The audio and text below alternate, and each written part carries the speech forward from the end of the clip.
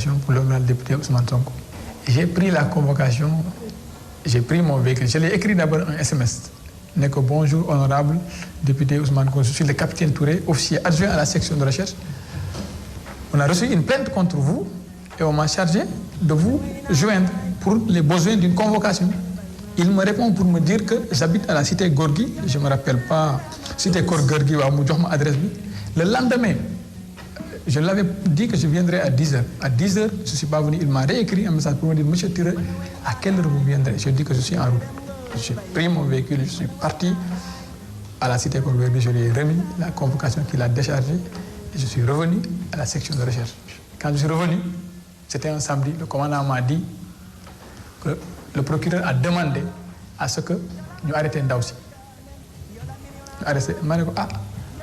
Commandant, la femme là, elle a un enfant prématuré de 7 mois. J'ai informé le procureur. Mais si je informé, je vais vous dire, commandant, yow sa xolu yurmande bi mo la sonal. Bu fekkee ne damay fen, yal na ma yàlla toroxal. Le procureur bi ne ko, commandant, yow sa xolu yurmande bu mu taw. Il faut plutôt faire appliquer tes principes de gendarme.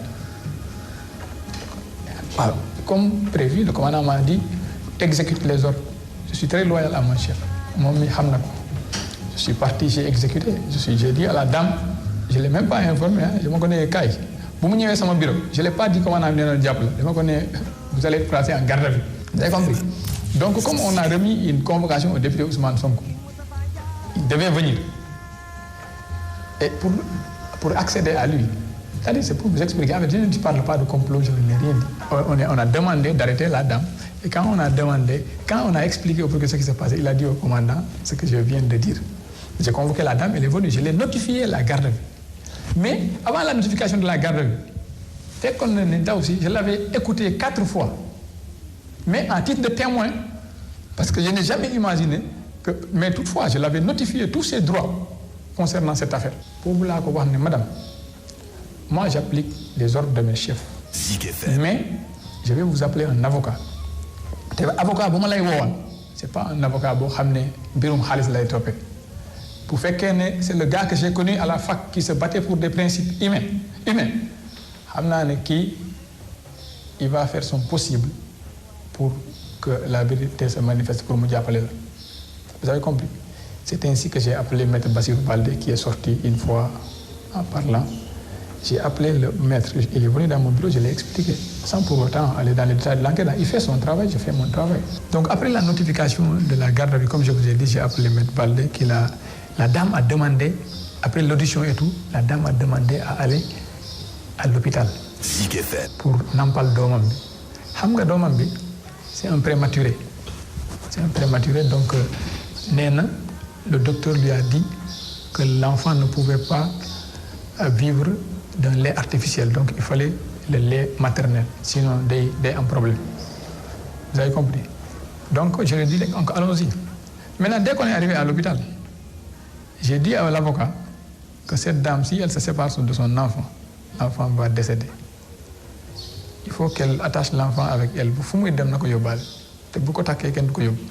moi, c'est ça la justice, quoi. Finalement, l'avocat est parti le lendemain pour dénoncer. Et la presse a mis la pression sur l'État et les gens ont lâché. Parce que je me dis aussi l'erreur. Comment je n'ai aucune motivation politique. Qu'est-ce que Mohamed, même université, je suis en liste. Je suis en voter. Je suis inscrit aux listes électorales. C'était juste pour avoir une carte d'identité. Parce qu'avec la carte d'identité CEDEAO, il paraît que mon gars inscrire en même temps. C'est-à-dire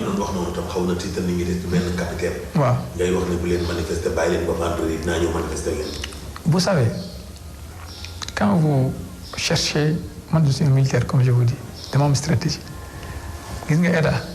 Quand vous voulez un résultat, il faut demander plus grand.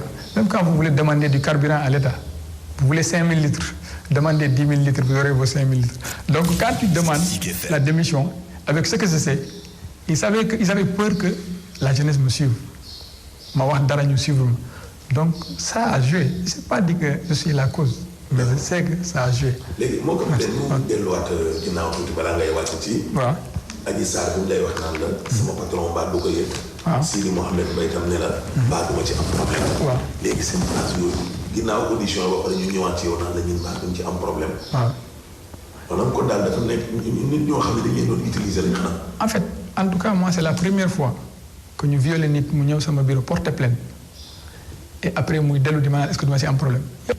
comme ni ma la wax li ma tax a jóg c'est pour dire xam nga Sénégal fu ñu toll actuellement à cause de cette affaire il y a eu beaucoup de personnes qui sont mortes il y a eu beaucoup de problèmes gis nga pourquoi j'ai demandé à ce que les personnes responsables démissionnent lii moo tax.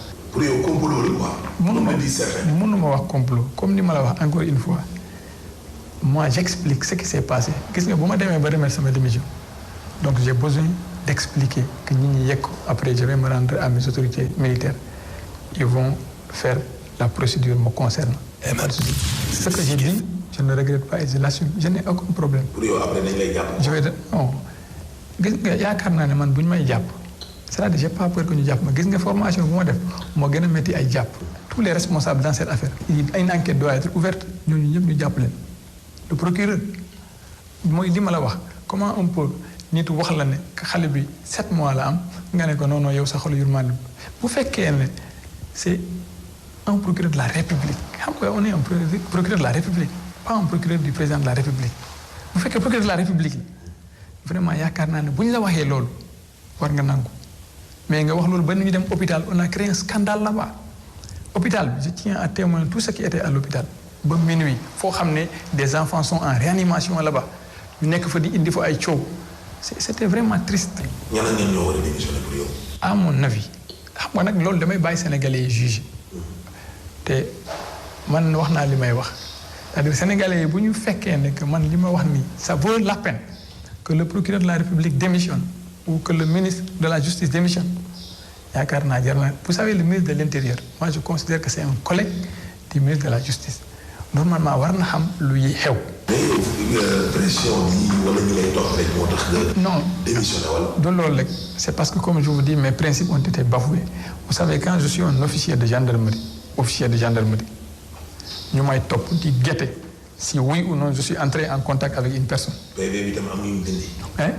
ma ne PV bi tamit am yoo xam ne dañ ko dindi. PV bi dindi wuñu ko dañ ko deful parce que le procureur nous a mis une telle pression qu'on ne pouvait pas terminer. ça je li ngeen joxe ak li am. non am na lu des y a des j'ai le carnet de déclaration am na affaire yoo xam ne on l'a pas mis dans le PV ça je le dis c'est pour l'honneur de la gendarmerie en fait gis nga la gendarmerie dans cette affaire est restée debout jusqu'à la fin vous savez si la gendarmerie avait fléchi. Le pays allait dépasser ça. Donc nous, on a été vraiment... C'est-à-dire, aujourd'hui, je me considère comme démissionnaire. Mais il faut accepter que dans cette affaire, la gendarmerie a été vraiment cruciale. loo xam ne gars yi dañ doon wax naan am na sax d'ailleurs ay benn gendarme ak benn policier. yoo xam ne arrêté nañ leen. ak ñeneen ñoo xam ne tamit fi mu ne nii ñu leen di surveiller. maanaam Sonko dafa am sax ay militants. dans l'armée.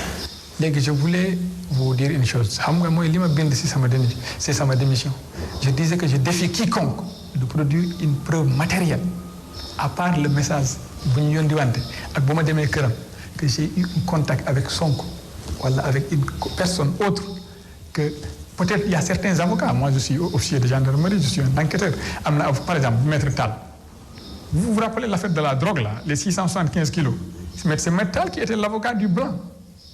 Donc lui c'est normal qu'on entre en contact parce que c'est moi qui prenais l'audition du blanc kooku boo gisee numéro am sama téléphone c'est parce qu'on parle bu fekkee du loolu mais je demande je te dis tous les Sénégalais waxuma seulement la gendarmerie ou la police tous les Sénégalais ku am preuve que dama entrer en contact ak Ousmane Sonko wala un de ses avocats na ko produire.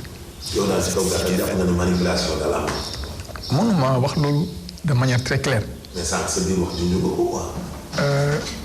En fait, comme je te dis encore une fois damay bàyyi Sénégalais yi ñu tirer ay conclusions c'est-à-dire waruñu làkk suñu réew si dans ces genres de détails. non maanaam ku ñu violé mu ñëw. waaw porte plainte ba pare ñu déglu la ba pare nga ñëwaat. waaw ne mbaa lii du ma ci am problème. waaw comme si yow dañ la yónni ne la demal porte plainte. loolu laa la wax gis nga comme je l'ai dit au départ moi j'ai établi plus de 1500 procès-verbaux c'est l'affaire la plus simple de toutes les affaires que j'ai faites c'est-à-dire moo tax ma ne la boo bëggee xam man maay kan il faut aller écouter les gens avec lesquels je travaille ñooñu mën nañ la expliquer kan mooy capitaine Touré moi je ne suis pas violent.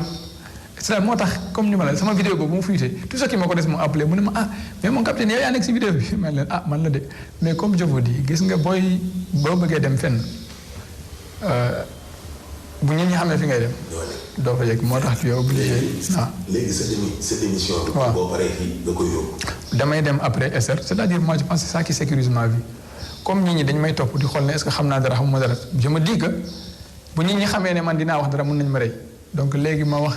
benn yoon di ma xam gis nga nit ñi di am na comment je regardais je vérifiais un commentaire je vérifiais les commentaires ma gis ko bind ne capitaine bi il a peur il est à Touba. Vous savez quand vous êtes porteur d'un message rien ne vaut d'aller affronter la mort. Le général de Gaulle quand il appelait les Français à résister il était à Londres il n'est pas venu se battre pourtant il est arrivé à convaincre les Français donc bu fekkee ne yaakaar nga ne yow li ngay wax mun na changer dara jarul ngay dem xeex toogal rek nga wax ko.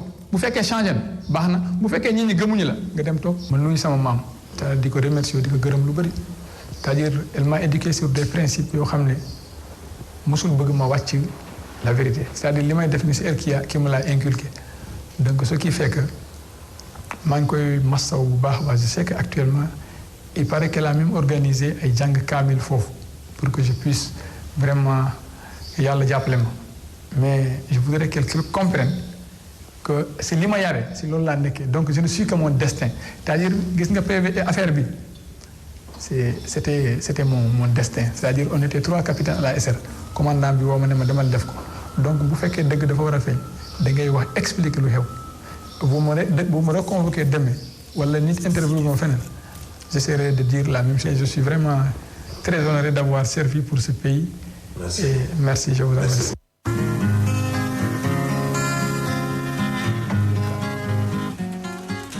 waaw mais internet bi aussi nag rajo bi moom. mbaa demul foofu. nee nañ day dagg jëm ak dikk. yooyu chimère maa ne moom mbirum chimère yow. mbirum chimère la moom. waaye chimère yooyu moom waay suñu xam-xam. waaye chimère waay. yeggu fa yooyu moom suñu xam-xam Mbaye Diakhaté